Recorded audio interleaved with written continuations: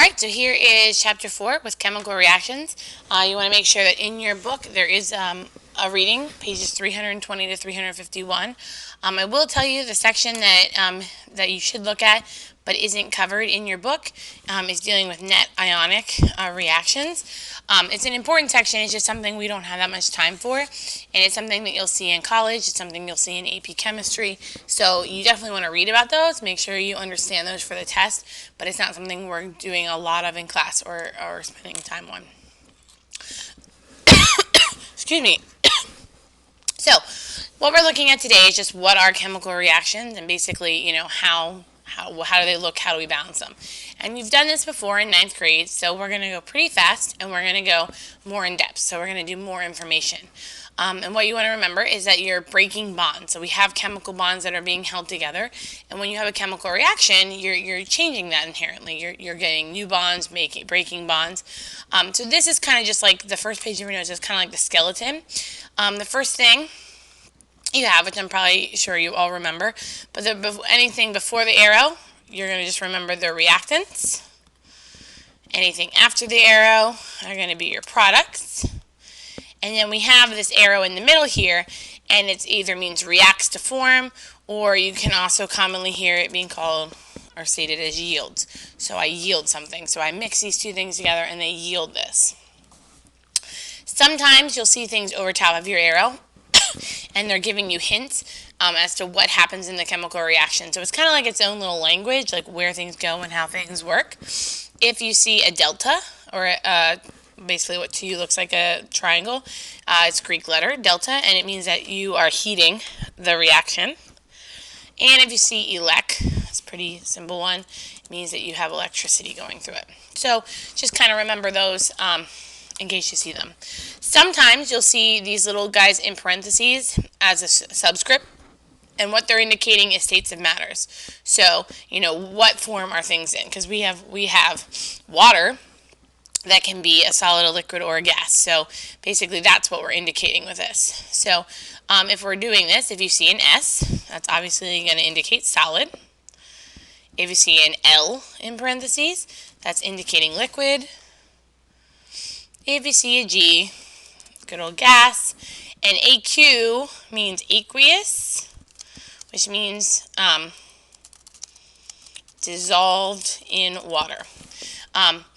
Aqueous is very common. We typically use water, but just keep in mind that you can have reactions that aren't aqueous. Like you can have things, or you can have solutions that aren't aqueous. You can dissolve things in other different things. Water we just use because it's such a universal constant. There are some elements that do not like to be alone, and we'll get into those a little more later. The way I remember it is I remember Mr. Brinkelhoff. And Mr. Brinkelhoff looks a little funny because he has capitals and lowercase. And what that means is you have bromine, iodine, nitrogen, chlorine, hydrogen, oxygen, and fluorine. And what that means is these elements, as long as they're bonded to something else, they're fine. Like they're hanging out with another element, it's all good. But as soon as they're alone, it's like if you've ever seen girls don't like to go to the bathroom by themselves, same thing with these elements. They don't want to be alone, they want to be with someone. So what happens is you'll never, ever, ever just find Br. What you will find is you can find Br2, which would look like that. And again, this is only when alone. If he's bonded to something else, he's fine. He's not insecure.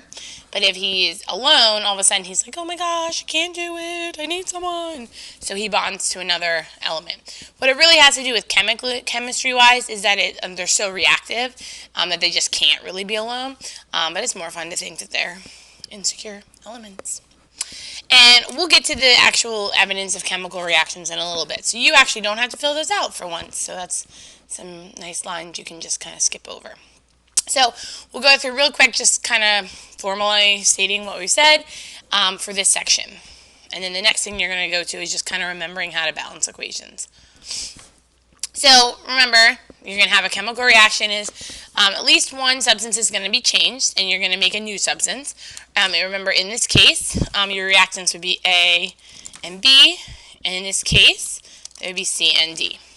And we've talked about it since the first chapter, but remember the law of conservation of mass, that you cannot create or destroy matter. You have to, if you have a certain amount of an element to begin with, then you have to have that many after the reaction.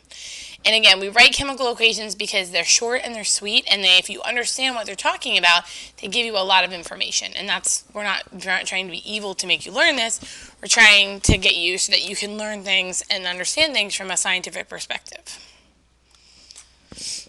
A couple of things that tell you that a chemical reaction is occurring. The best way is to actually chemically analyze the products to see that, yes, indeed, I have a different compound. I started with copper carbonate, and now I have carbon dioxide and copper oxide.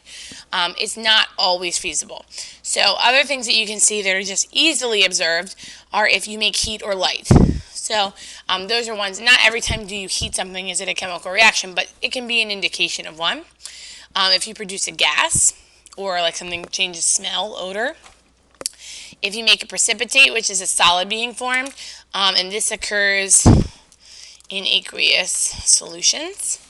And if there's a distinct color change, that is irreversible. So if it's something you can undo very simply, then it's not a chemical reaction. But if it's something that's distinctly different, then it's much more likely to be a chemical reaction. Video clip will be another time. You'll watch lots of videos, but not this time, so don't worry about that. And there's just a couple of things you have to worry about before we get to balancing. You have to write chemical equations of known facts. You can't say that I'm going to mix two chemicals together and make some crazy thing that does not exist. So you have to be honest. So just deal with it. Second thing is you have to be able to use your common oxidation state. So that whole chapter you just did on writing chemical formulas, it's still right here. You have to be able to do that to be able to write chemical reactions. If you can't, you have a lot of reviewing to do. And then you have to worry about your exceptions. And remember, this is when they are alone. So we have Mr. Brinkelhoff, that are the diatomics, and di means two. That's why they all have little twos. And then we also have some even weirder ones. Sulfur as a crystalline structure is S8, and phosphorus is P4. So you have to watch for them just to make sure that you know who's doing what and whatnot. You want to remember that the same amount of elements and atoms have to appear on both sides. So again, if I have 3 calciums on the left, I need to find 3 calciums on the right. And again, it's this conservation of mass. The only way you can change that is if you do a nuclear reaction, which we are not going to do. Hopefully. And when you balance equations, you want to remember that you're using coefficients, not subscripts. So you write the formulas, those are the subscripts, and then when you actually balance it, you use the good old coefficients. So there's a couple of different kinds of chemical equations. You can do word equations, but they're not that useful. Like if I say methane, you don't really know what methane is. You don't know what elements are in it. You don't know if it's going to kill you or not. So we don't really use word equations because they're not that useful. We typically use the formula equations because they tell us more information. They give you somewhat quantitative information, so numbers, and they also tell you what chemicals directly, like elements, are involved. So that's what we're going to look for. And the very last thing for this one is we kind of went over some of them already, but you have your lovely symbols. So what I would suggest is you can pause the video, try and match them all up, and then when you restart it in like 10 seconds, I will have them all matched up.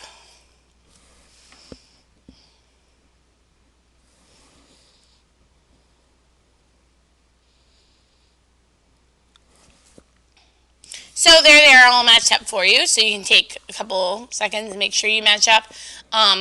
Just remember a couple of things here. If certain temperatures, like your body temperature, you have to have, your body needs to be in a certain temperature range. So sometimes they'll write that above an arrow. If you need a certain pressure, so some things need to be very pressurized, they'll tell you that. If you have an equilibrium situation where you can go both ways in a chemical reaction, you'll have a double-sided arrow. And the last thing is, if you have a catalyst, they'll actually write the catalyst formula above it. And what you want to remember is a catalyst, you all know, speeds up a reaction. And if you think of biology, your most important catalyst that you have are your enzymes, because if you did not have your enzymes when you ate any kind of food, your body would actually starve to death before it was able to break it down and give and replenish your body. So your enzymes are exceptionally important. Another important thing with catalysts is they are not used up in a reaction. So that's something to know. So that's it for this section. What you're going to do for the rest of the chapter is we're going to balance equations. Then we also have different types of reactions. So you have synthesis and decomp. You have single replacement, double replacement, and good old combustion that we have to look at.